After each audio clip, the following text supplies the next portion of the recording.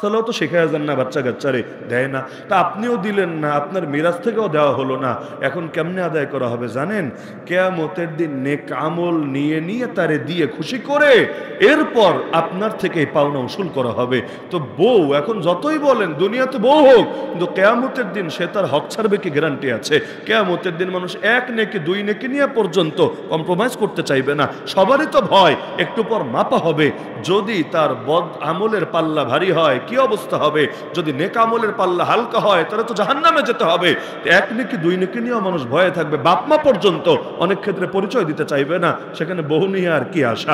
বোনদের সম্পদ যারা মেরেছেন দেন নাই, আরে বোনদের তো দিতেই চায় না, উল্টা কতভাবে তাদেরকে ব্ল্যাকমেইল করে, আরে মনে চাইলে ওই মামলা কইরা আদায় কইরা নে, অথবা ভাই নিবি না জমি নিবি ক্লিয়ার কইরা বইলা দে, জমি নিলে জমি নিয়ে জাগা, বিপদে আপদে আর ভাইয়ের কাছে আসিস না। আরে জামাই তো ক্ষণস্থায়ী, আজ আছে কাল নাও থাকতে পারে, ছাড়াছাড়িও হতে পারে, বিপদ আপদে তো ভাইয়ের কাছে আসতে হবে, জমি নিলে নিয়ে যায়, ভাইরে আর পাবে না বিপদ আপদে, কতভাবে ব্ল্যাকমেইল করে করে যে সম্পদ দেয় না, কিয়ামতের দিন কি পরিণতি হবে চিন্তা করেছেন? আরে একটা টাকা আপনার বিকাশের দোকান আছে মনে করেন, অথবা ওই যে ফ্লেক্সি লোড এই জাতীয় দোকান আছে, এখন তো অফারগুলো আজিব আজিব, 29 টাকা 39 টাকা 49 টাকা 99 টাকা, মানে একটা ফাইজলামি মার্কা অ্যামাউন্ট, ওই 9 টাকা কেমনে দিবে আলাদা করে?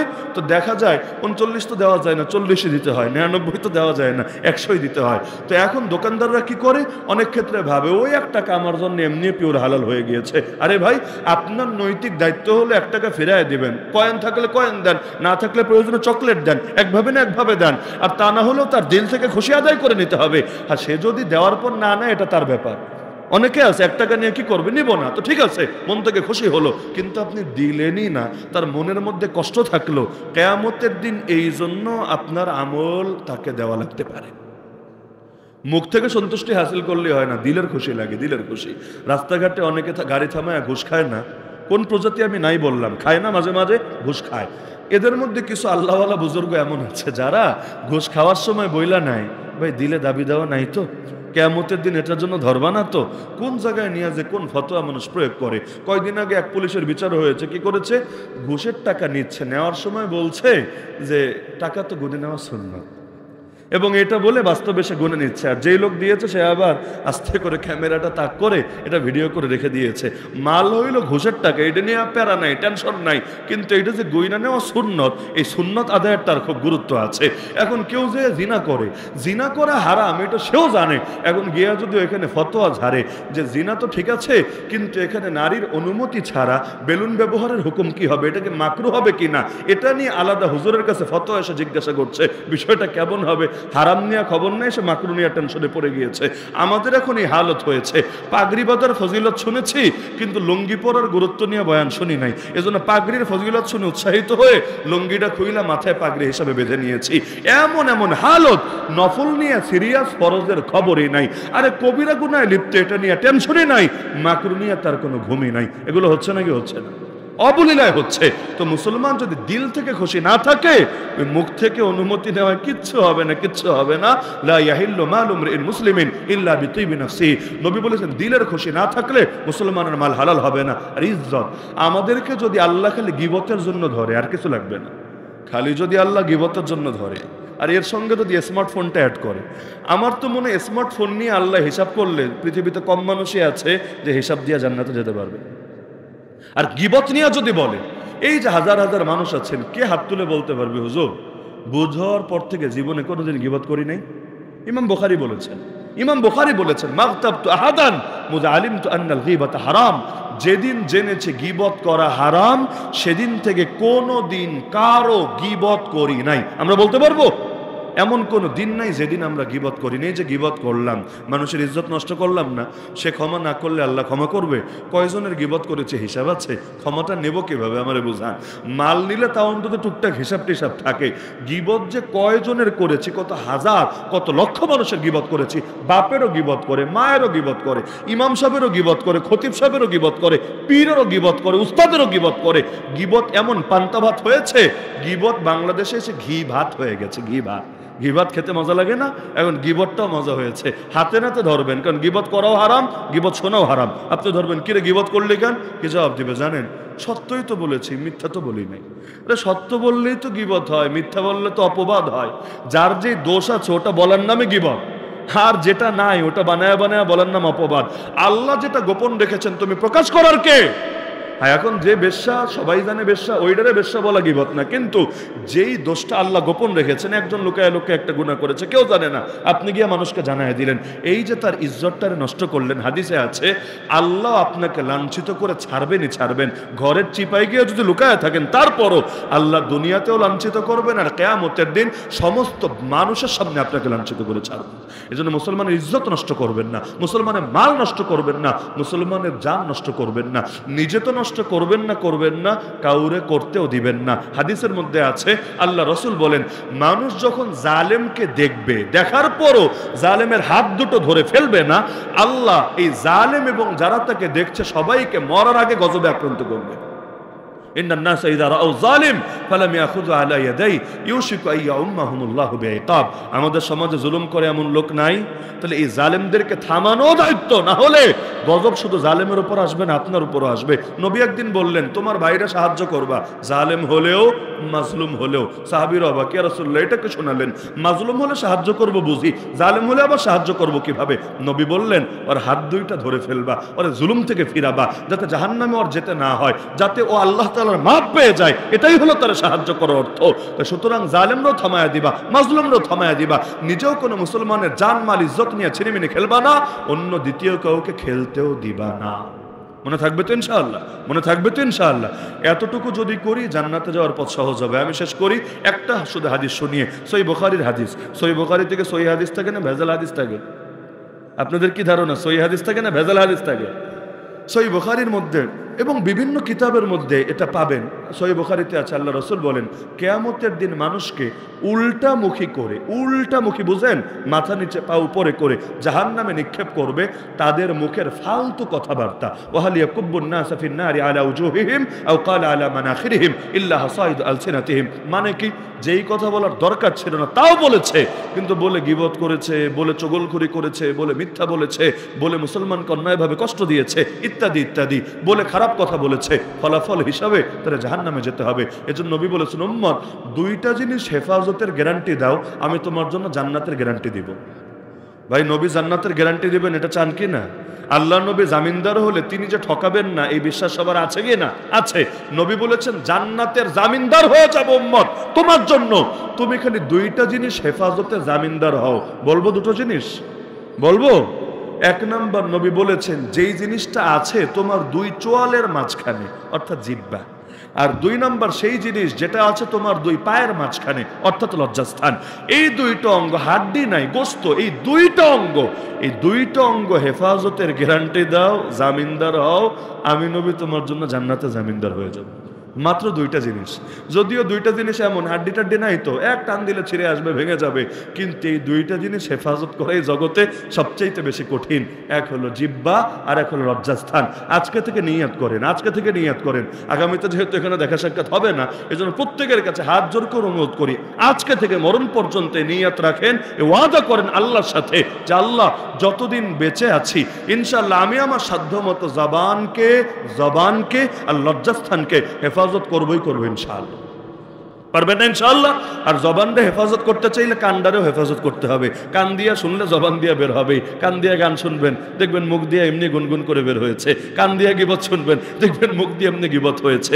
আর লজ্জাস্থানকে হেফাজত করতে চাইলে জানলাটা বন্ধ করতে হবে। চোখ হলো জানালা খোলা থাকলে ঘরের ভেতর গন্ধ ঢুকবে, ঠেকাতে পারবেন না। চোখ খোলা থাকবে আর লজ্জাস্থান দিয়ে পাপ হবে না, সম্ভব না। আগে চোখ দিয়ে দিলে গিয়া বসে, চোখ দিয়ে ঢোকে দিলে গিয়া বসে, এরপর লজ্জাস্থান সেটাকে বাস্তবায়ন করে। এজন্য নবী বলেছেন জিনা খালি লজ্জাস্থান দিয়ে হয় না, চোখের জিনা দেখা, কানের জিনা শোনা, জবানের জিনা কথা বলা, দিলের জিনা কল্পনা করা, আর লজ্জাস্থান এগুলো চূড়ান্ত ভাবে বাস্তবায়ন করে অথবা করে না। এজন্য অন্ধরা বহুত ভালো আছে এক লাইনে, ওদের কুদৃষ্টিপাত নাই, ওদের কাছে কালাই কি ধলাই কি সুন্দরী কি আর কুসরি কি, ওদের অন্তত এই লাইনের ফিতনা নাই। আমাদের যাদের চোখ আল্লাহ দিয়েছেন এই চোখটারে হেফাজত করেন, লজ্জাস্থান হেফাজত করতে পারবেন। দলিল কোরআনই আছে, সূরা নূরে আল্লাহ বলেছেন মুমিন পুরুষ আর মুমিন নারীদেরকে বলেন দৃষ্টি যাতে নিচে রাখে, লজ্জাস্থান হেফাজত করে। আগে দৃষ্টির কথা, পরে লজ্জাস্থানের কথা, মানে কিছু বুঝেন? আগেরটা হেফাজত করলে পরেরটা হেফাজত করতে পারবেন। যুবকরা বিশেষ করে সাবধান, এই মোবাইলটা ব্যবহার করার ক্ষেত্রে আল্লাহকে ভয় করে।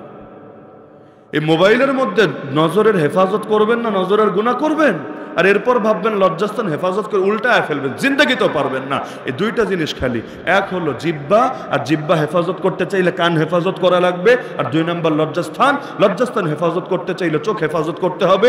নবী আপনার জন্য জান্নাতে জামিনদার হয়ে যাবে।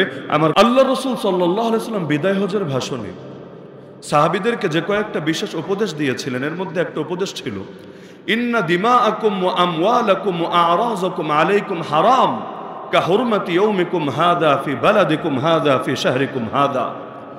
নিশ্চয়ই তোমাদের উপর তোমাদের রক্ত, তোমাদের সম্পদ এবং তোমাদের মান সম্মান ও ইজ্জত, এই তিনটা জিনিস হারাম।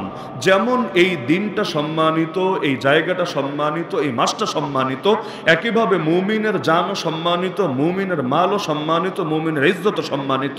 এই তিনটার কোনো ধরনের ক্ষতি করা যাবে না। আল্লাহ রাসূল অন্য হাদিসে বলেন, আল মুসলিম আখুল মুসলিম, মুসলমান মুসলমানের ভাই, লা ইয়াজলিমুহু, নিজেও তার ভাইয়ের উপর জুলুম করে না, ওয়ালা ইউসলিমুহু, তাকে কোনো জালেমের হাতে তুলেও দেয় না, ওয়ালা ইয়াখযুলুহু, তার সাহায্য, সে বিপদে পড়লে তার সাহায্য পরিহার করে না।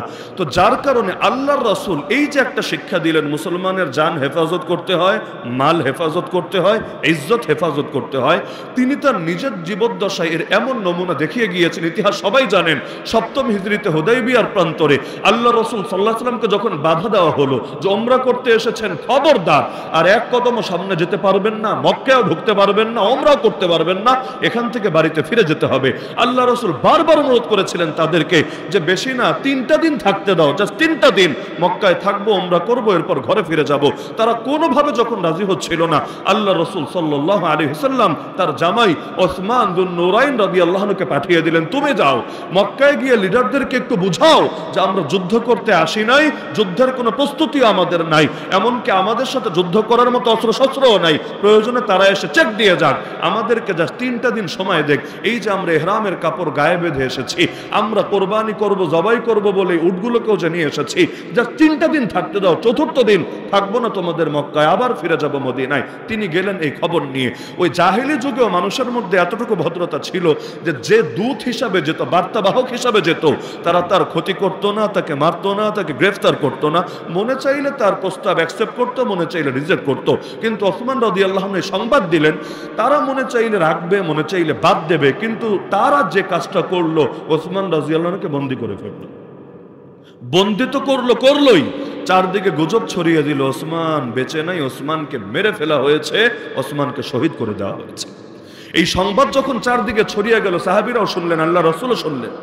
আল্লাহ রাসূল সাল্লাল্লাহু আলাইহি ওয়াসাল্লাম শোনা মাত্রই, আমরাও তো হর হামেশা শুনি, প্রতিদিন শুনি, এমন কোন দিনটা যায় যেদিন কোনো না কোনো মুসলমানের হত্যার কথা শুনি না, কোনো না কোনো মুসলমানের ইজ্জতহানির কথা শুনি না। এমনকি নিয়মিত শুনতে হয় অমুক জায়গায় আল্লাহর ঘরকে পর্যন্ত বরবাদ করে দেওয়া হয়েছে। এই যে বাবরি মসজিদ ভেঙে রাম মন্দির বানানো হয়েছে, মসজিদে আকসায় পর্যন্ত ইহুদিরা ঢুকে ইবাদত বন্দেগী শুরু করেছে, এমন সংবাদ আরো মাসখানেক আগে পত্রপত্রিকায় এসেছে। এমনকি ইন্ডিয়ার আরেকটা মসজিদে পর্যন্ত, উত্তরপ্রদেশের এক জামে মসজিদ, এই উগ্র হিন্দুত্ববাদীরা কোর্টের মধ্যে রিট করেছে যে এই মসজিদটাও বাবরি মসজিদের মতো, এখানে আগে মন্দির ছিল, মন্দির তো, সুতরাং আদালতের পক্ষ থেকে তদন্ত করা হোক, যদি মন্দির থাকে মসজিদ ভেঙে চূর্ণ বিচূর্ণ করে দেওয়া হোক এবং মন্দিরের জায়গায় পুনরায় মন্দির নির্মাণ করা হোক। কোর্ট বলল ঠিক আছে, যে ঠিক আছে, এটাকে তোমরা তদন্ত করো, তদন্ত করে রিপোর্ট দাও। কোর্ট বলতে দেরি, মাত্র 6 ঘন্টাও লাগলো না, তার আগেই তদন্তকারীরা গিয়ে হাজির, পুলিশের বিশাল ফোর্স নিয়ে। যারা গেল তাদেরকে তো অন্তত নিরপেক্ষভাবে তদন্ত করা দরকার ছিল, কিন্তু তারা এলাকায় ঢোকার সময় জয় শ্রীরাম বলতে বলতে তারা ঢুকতে শুরু করলো। যে স্লোগান বাংলাদেশে এখন দেওয়ার দুঃসাহস দেখাচ্ছে, যে স্লোগান দিয়ে আমাদের ভাইদেরকে পর্যন্ত পিটিয়ে মেরে ফেলছে, এই জয় শ্রীরাম স্লোগান দিয়ে দিয়ে তারা যখন মসজিদের দিকে এগোতে থাকলো, এলাকার হিন্দুত্ববাদীরাও তাদের সঙ্গে গিয়ে যোগ দিল। আর মুসলমান বুঝলো যে ওরা তো মসজিদের ক্ষতি করতে এসেছে, কারণ জয় শ্রীরাম স্লোগান দিতে দিতে আসার মানেই হলো ওরা গিয়ে আদালতে এই ভুলভাল রিপোর্টে দিবে, ওরা বলবে যেটা মসজিদ না মন্দির ছিল, মন্দির ভেঙে মসজিদ বানানো হয়েছে। মুসলমানরা প্রতিবাদ করলো, খবরদার তোমরা কিছুতেই এই মসজিদের ভেতর ঢুকতে পারবা না জয় শ্রীরাম দিয়ে দিয়ে, এবং তোমরা এভাবে পক্ষপাত দুষ্ট কোন ধরনের তদন্ত করতে পারবা না। পুলিশ শুরু করলো সঙ্গে সঙ্গে অ্যাটাক, জায়গার উপর 3 জন মুসলমানকে গুলি করে শহীদ করে ফেললো, শুধুমাত্র এই অপরাধে যারা আল্লাহর ঘর ভাঙার রিপোর্ট দিতে এসেছিল তাদের সামনে কেন দাঁড়িয়েছিল, কেমনে বাধা হয়ে গিয়েছে। এ হলো দুনিয়ার মুসলমানদের হাল। তা আল্লাহ রসুলের কানে যখন সংবাদ আসলো ওসমানকে শহীদ করা হয়েছে, একজন ব্যক্তি, মাত্র একজন, আল্লাহ নবী বললেন, ওরে আমার সাহাবীরা, সবাই আসো তোমরা গাছের তলে, একটা গাছ, এই গাছের তলে আল্লাহ রাসূল একত্রিত করলেন সাহাবীদেরকে। এরপর তিনি বললেন, যদিও বের হয়েছিলাম উমরা করতে, যদিও গায়ের মধ্যে আমরা ইহরামের কাপড় বেঁধে এসেছিলাম, উট নিয়ে এসেছিলাম আমরা পবিত্র উমরা সম্পন্ন করব বলে, কিন্তু যেহেতু সংবাদ চলেই এসেছে একজন মুসলমানকে হত্যা করা হয়েছে, একজন মুসলমানের রক্ত কখনো এতটা সস্তা হতে পারে না, তাকে মারবে, আর আমরা এখানে বসে বসে তামাশা দেখব, তোমরা সবাই আমার হাতে হাত রেখে ওয়াদা করো, বায়াত দাও এই মর্মে, যতক্ষণ আমরা বেঁচে আছি ওসমানের রক্তের প্রতিটা ফোঁটা বদলা নেওয়ার জন্য আমরা লড়াই করেই যাব, সংগ্রাম করেই যাব। হ্যাঁ, ওসমানের রক্তের বদলা নেওয়ার জন্য যদি মরা লাগে প্রয়োজনে আমরাও হাসি মুখে মরব, কিন্তু আমরা জিন্দা থাকতে একজন মুসলমানের রক্ত কিছুতেই ব্যর্থ হতে দেব না। আল্লাহ রসুল 1400 সাহাবীর থেকে বায়াত নিলেন, নিচে নবীজির হাত, উপরে সাহাবীদের হাত। আল্লাহ রসুল সাল্লাল্লাহু আলাইহি ওয়াসাল্লাম এভাবে সবার থেকে যখন বায়াত নিলেন, তো নিচে নিজের বাম হাতটা দিয়েছিলেন, সবাই হাত রাখলো, আল্লাহ রসুল উপরে আবার নিচের হাতটা রেখে বললেন, এই হাতটা ওসমানের পক্ষ থেকে দিলাম।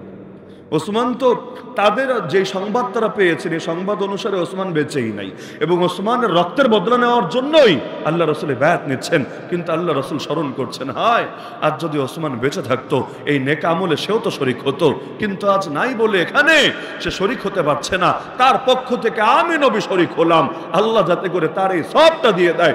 আল্লাহ, এই হাতটা আমি ওসমানের তরফ থেকে দিলাম, নিচের হাতটা আমার তরফ থেকে দিলাম, আর মাঝখানে সাহাবীদের হাত, তারাও বায়াত দিল এই মর্মে যে প্রয়োজনে শাহাদাতের সুধা পান করবে, কিন্তু মুসলমানের রক্তের বদলা নিয়ে ছাড়বেই ছাড়বে। আল্লাহ কোরআনে আয়াত নাজিল করে দিলেন সূরাতুল ফাতহের মধ্যে, ইন্নাল্লাযীনা ইউবাইউনাক ইন্নামা ইউবাইউনাল্লাহ। হে নবী, আজকে যারা আপনাকে বায়াত দিচ্ছে তারা শুধু আপনাকে বায়াত দিচ্ছে না, তারা মূলত আল্লাহকে বায়াত দিচ্ছে। আপনাদের হাতের উপর আল্লাহর হাত রয়েছে। বাস্তবে কিন্তু ওসমানকে শহীদ করা হয় নাই। যদি শহীদ করা হতো তিনি তৃতীয় খলিফা কিভাবে হলেন, এরপর তিনি খলিফার মসনদ এত দীর্ঘকাল কিভাবে অলঙ্কৃত করে রাখলেন। বাস্তবে কিন্তু শহীদই করা হয় নাই, সংবাদটা ফেক ছিল, গুজব ছিল, কিন্তু এর ভিত্তিতে যখন সকলে অ্যাকশন নিল, কারণ গায়েবের ইলম তো আল্লাহর কাছে, গায়েবের ইলম তো আল্লাহর কাছে, তারা যেটা শুনেছেন এর ভিত্তিতেই তো তারা বসে থাকেন না, অ্যাকশনে গিয়েছেন। আর তাদের জন্য এর চাইতে বেশি যাচাই বাছাই করা ওই মুহূর্তে সম্ভব ছিল না। আল্লাহ মুমিনের আবেগটারে এমন ভাবে দাম দিলেন, এই আয়াতের পরের অংশে বলছেন, এই যে তোমরা বায়াত দিলা, আল্লাহকে দেওয়া বায়াত যারা পূরণ করবা আল্লাহ তাদেরকে মহা প্রতিদান দিবে, আর আল্লাহকে দেওয়া যারা বায়াতকে যারা ভঙ্গ করবা এর ক্ষতি তাকেই ভোগ করতে হবে। কি বুঝলেন? মুসলমানের পাশে দাঁড়াতে হবেই হবে, একজন মুসলমানকে মারা হবে আর বাকিরা বসে বসে তামাশা দেখবে, এটা ইসলামের শান হতে পারে না, এটা উম্মতে মুসলিমার ঐতিহ্য হতে পারে না। মদিনার বুকে এক নারীর ইজ্জত হানি করেছিল ইহুদিরা। কিভাবে? যখন প্রথম পর্দার বিধান নাজিল হলো, মুসলমান মেয়েরা পর্দা করতে শুরু করলো, এক নারী গেল ইহুদিদের বাজারে সোনার দোকানে কিছু কেনাকাটা করবে বলে, স্বর্ণকার তার অফার দিল যে তোমার চেহারাটা একটু খুলে দেখো আমাকে, বিশাল ছাড় দেব তোমাকে। সেই নারী বলল, প্রশ্নই আছে না, পর্দার বিধান নাজিল হয়ে গিয়েছে, আমাকে আমার চেহারা ঢেকেই রাখতে হবে, এক্ষেত্রে কোনো ছাড় হবে না। ইহুদি তারা বিভিন্নভাবে ফুসলাতে লাগলো, সেই নারী কোনো কথাই শুনলো না। পেছন থেকে ইহুদি তার এক দোস্তরে ইশারা দিল, ওই দোস্ত এসে পেছন থেকে, সেই নারী তো বসা ছিল টুলের উপরে, তার কাপড়ের নিচের অংশটা আর মাথা উপরে যে হিজাব নেকাব যেটা থাকে এটার সাথে তার কাপড়ের নিচের অংশটা বেঁধে দিল, মানে নিচের কাপড় আর একেবারে মাথার কাপড় এটারে গিট্টু দিয়ে বেঁধে দিল। সেই নারী তো জানে না, সে তো কথা বলছে, ঢিলে ঢালা কাপড় পরেছে, পিছনে এসে যে এই দুষ্টুমি করেছে জানেই না। তো যার কারণে কথাবার্তা শেষে সে যখন উঠে দাঁড়ালো তো উপর দিক থেকে টান পড়বে স্বাভাবিক, যখন টান পড়লো পেছন দিক থেকে তার কাপড় একেবারে লজ্জাস্থান সহ উপরে উঠে গেল। ইহুদিরা তো তালি বাজাতে লাগলো, হাসাহাসি শুরু করলো, তারা এটাতে ভীষণভাবে এটাকে তারা উপভোগ করতে লাগলো। তো সেই নারী চিৎকার করে উঠলো, একজন মুসলমান যুবক কি নাই যে এই বেয়াদবটাকে, জালেমটাকে তার উপযুক্ত প্রাপ্য বুঝিয়ে দেবে। তার চিৎকার শুনে সেখানে একজন মুসলমান যুবক ছিল, আর এদিক সেদিক না তাকিয়ে, সেই সময় তো তরবারি নিরাপত্তার জন্য মানুষের সঙ্গে থাকতোই, হয়তো তরবারি না হলে খঞ্জর, না হলে ছুরি, এগুলো আত্মরক্ষার্থেই তাদেরকে নিয়ে ঘুরে বেড়াতে হতো। ডাকাত দিয়ে দেশ ভরা, সন্ত্রাসী দিয়ে দেশ ভরা, আত্মরক্ষা করবে কিভাবে? তো সেই মুসলমান সঙ্গে সঙ্গে তার তরবারিটা বের করে, আর দেরি না করে মুসলিম যুবক এক কোপ মেরে ওই জালেম, ওই বেয়াদব ইহুদির মাথায় দিল, তার দেহ থেকে আলাদা করে। যে তুই মুসলিম নারীর ইজ্জত নিয়ে ছিনিমিনে খেলবি, আর মুসলমান যুবকরা বসে বসে তামাশা দেখবে, এটা হবে না। আর তোর জন্য প্রয়োজনে আমি তোরে দুনিয়া থেকে বিদায় করার জন্য প্রয়োজনে জান দিব, কিন্তু তাই বলে কোন মুসলিম নারীর ইজ্জত নিয়ে ছিনিমিনি খেলতে দেব না। ওরে দুনিয়া থেকে এক কোপ মেরে বিদায় করে দিল। বাকি ইহুদিরা তো আর বসে থাকবে না, ওরা সবাই এসে ওই সাহাবীরে মেরে ফেলবে। পরবর্তীতে সংবাদ যখন আল্লাহ নবী জানলেন, নবী সিদ্ধান্ত নিলেন, ইসলামের ফতোয়া এটাই, একজন লোকরা যদি 10 জনে মিলে মারে, 20 জনে মিলে মারে, 100 জন মিলে মারে, তাহলে ইসলামের ফতোয়া হলো জানের বদলে জান, প্রাণের বদলে প্রাণ। তোমরা মেরেছো, এবার তোমাদেরকেও মারা হবে, মৃত্যুদণ্ডে দণ্ডিত করা হবে। আল্লাহ নবী চাইলেন ওদেরকে, ওই বাজারে যারা যারা হত্যায় শরীক ছিল, ওদের সবাইকে আল্লাহ নবী দণ্ড দিবেন, কিন্তু বাধা হয়ে দাঁড়ালো এক মুনাফিক। এই মুনাফিকগুলো চেনা সহজ উপায় হলো, ইসলামের উপর যখন আঘাত আসে, মুসলিম উম্মার উপর যখন আঘাত আসে, তখন এদেরকে টর্চ লাইট দিয়েও খুঁজে পাবেন না। আর কাফের, মুশরিক, নাস্তিক, বেঈমানদেরকে নিয়ে যখন মুসলমান প্রতিবাদ করে, তখন দেখবেন এরা ল্যাঞ্জা লুকায় রাখতে পারে না। এই যে ইতিপূর্বে বিগত দিনে কত কত নিরীহ মানুষকে কতভাবে হয়রানি করা হয়েছে, আলেম ওলামাকে ধরে ধরে জেলে ভরা হয়েছে, তাওহীদ জনতার রক্তে বাংলার বিভিন্ন রাজপথকে পর্যন্ত রঞ্জিত করা হয়েছে, বিভিন্ন গণমাধ্যম, সংবাদ মাধ্যম, টিভি চ্যানেল পর্যন্ত ওদের বিরুদ্ধে রিপোর্ট করার কারণে বন্ধ করে দেওয়া হয়েছে। 2013-তে বন্ধ করে নাই, এরপরও দৈনিক সংগ্রামের সম্পাদকরে তার অফিস ভাঙচুর করে গ্রেফতার করে নিয়ে যায় নাই, গিয়েছে। ওই সময় এই নাস্তিক মাস্তিক, এই সমস্ত বাটপারদের তেমন কোনো উচ্চবাচ্য, তেমন কোনো কথাবার্তাও খুঁজে পাওয়া যায় নাই। আর এবার সরকার কিচ্ছু করে নাই, কিছু আবেগী জনতা গিয়ে খালি শান্তিপূর্ণ প্রতিবাদ করেছে। কিসের সামনে? প্রথম আলোর সামনে, ডেইলি স্টারের সামনে। আরে প্রতিবাদ তো খুব হালকা করেই করেছে, এর চাইতে ভারী প্রতিবাদে আমেরিকায়ও হয়, ইউরোপেও হয়। এই গণমাধ্যম যদি উল্টাপাল্টা করে, জাতির স্বার্থে আঘাত করে, তাদের বিরুদ্ধে প্রতিবাদ করে, এটা একটা মৌলিক অধিকারের অংশ, গণতান্ত্রিক অধিকারের অংশ। যারা করেছে কোনো বেআইনি কাজ করে নাই, বরং স্বাভাবিক একটা কাজ করেছে। হ্যাঁ, আপনি সর্বোচ্চ প্রশ্ন তুলতে পারেন যে এটা এভাবে না করে ওভাবে করলে ভালো হতো কিনা, ওভাবে করলে ভালো হতো কিনা, সেটা ভিন্ন আলাপ। কিন্তু এই কাজটা যে কোনো বেআইনি কাজ না, অবৈধ কাজ না, এটার ব্যাপারে সবাই একমত হতে বাধ্য। কিন্তু তাদের বিরুদ্ধে কি পরিমাণ অ্যাকশনে গেল! সচিবালয় ঘেরাও করে আন্দোলন হয়েছে, তখন কারো বুকে গুলি চালানো হয় নাই। আর প্রথম আলোর সামনে গিয়ে কয়েকজন আন্দোলন করেছে, ঠিকই গুলি চালানো হয়েছে, রক্তাক্ত করা হয়েছে, কয়েকজনকে গ্রেফতার করে নিয়ে জঙ্গি নাটক পর্যন্ত সাজাতে চেয়েছে। এমনকি তারা ড্যাগে বসে খাবার রান্না করতে চেয়েছে, ওই রান্না করে খাবে ওই সুযোগটা পর্যন্ত দেয় নাই, তাদেরকে ছত্রভঙ্গ করে দিয়েছে সাউন্ড গ্রেনেড মেরে, টিয়ার শেল মেরে। এমনকি এটারে পুরো দুনিয়ার মধ্যে একটা আলাদা ট্র্যাজেডি হিসাবে দেখানোর চেষ্টা করেছে। তার মানে হলো, এরা যদি ভালো মানুষের উপর আঘাত আসে, তখন এদের কলিজায় জ্বলে না। আর যদি এই নাস্তিকদের দোসর, ফ্যাসিবাদের দোসর, হিন্দুত্ববাদের দোসরদের নিয়ে ন্যূনতম প্রতিবাদও হয়, তখন আর এরা সহ্য করতে পারে না। যুগে যুগে এইগুলোই তো চলে আসছে। অভিজিৎ রায় হিন্দু, হিন্দু মুসলমান না, তারে পর্যন্ত জয় বাংলা জয় বাংলা বলে বলে শিবির ট্যাগ দিয়ে পিটায় মেরে ফেললো। হিন্দু, সে আবার কিসের শিবির হবে? সে আবার কিসের দিন কায়েমের মেহনতকারী হবে? তারা পিটায় মেরে ফেলা হলো। আজও পর্যন্ত এটা নিয়ে কতটুকু হওয়া দরকার ছিল আর কতটুকু হয়েছে সবার জানা আছে। আপনাদের এখনো মনে থাকার কথা, গত বছর ফরিদপুরের মধুখালীর পঞ্চপল্লীতে নির্মাণ শ্রমিকরা পিটায় হত্যা করে নাই? এদের মধ্যে একজন হাফেজে কোরআন ছিল না। শ্রমিক হলেই কি হয়েছে, কিন্তু আগে মাদ্রাসায় পড়েছে, হাফেজ হয়েছে, নির্মাণ শ্রমিক হিসাবে কাজ করেছে। এই যে 3 জনকে নির্মমভাবে হত্যা করা হলো, আজও পর্যন্ত এর বিচার হয়েছে? আজও পর্যন্ত অপরাধীদেরকে জন্য ফাঁসির কাষ্ঠে ঝোলানো হয়েছে? আমার জানা মতো কিছুই হয় নাই। হয় নাই বলেই আজকে চিটাগাংয়ে আমাদের এক ভাই অ্যাডভোকেট সাইফুল ইসলাম আলিফকে নাকি জবাই করে হত্যা করে ফেলা হয়েছে। ভাবতে পারেন, একজন আইনজীবীর জানের যদি অবস্থা হয়, তারে ধরে জবাই করে হত্যা করে ফেলা হয়। আর যদি সে অপরাধ করেও, আর বিচার করার কোনো অধিকার জনগণের আছে? আরে আছে নাকি? চিন্ময় দাস ব্রহ্মচারী, ওরে তো সরকারের বহু আগে দরকার ছিল গ্রেফতার করা, আগের সরকার করে নাই, এটা তার ব্যর্থতা। এখনের সরকার যদি ধরে না 5টা 10টা ভালো কাজ করে, এর মধ্যে আমি মনে করি এইটা একটা মহান সওয়াবের কাজ করেছে, খুব ভালো একটা কাজ করেছে এই উগ্রবাদীটাকে, এই জঙ্গিটাকে, এই সমস্ত লুচ্চা বাটপারকে। কারণ যে তার মন্দিরের মধ্যে ছোট বাচ্চার সাথে পর্যন্ত বলাৎকার করেছে, তারে মন্দির থেকে পর্যন্ত বহিষ্কার করা হয়েছে, ওই বাচ্চাগুলো সাক্ষাৎকার এখন পর্যন্ত মিডিয়া আছে। এইটারে তো মারতে মারতে আর একেবারে চামড়া তুলে ফেলা দরকার ছিল। কারণ এর চাইতে নিকৃষ্ট আচরণ আর কি হতে পারে যে সে পুরুষ হয়ে আর এক পুরুষের সাথে পর্যন্ত বলাৎকারের কাজ করে। আবার কতভাবে যে উস্কানি দিয়েছে, এমনকি সরকার যাওয়ার পর তো লালদিঘির ময়দানে লাখ লোকরে জমা করে পর্যন্ত ইন্ডিয়ার বাংলাদেশে ঢোকানোর পথ খুলে দিতে চেয়েছে। হিন্দুরা নাকি নিরাপদ না।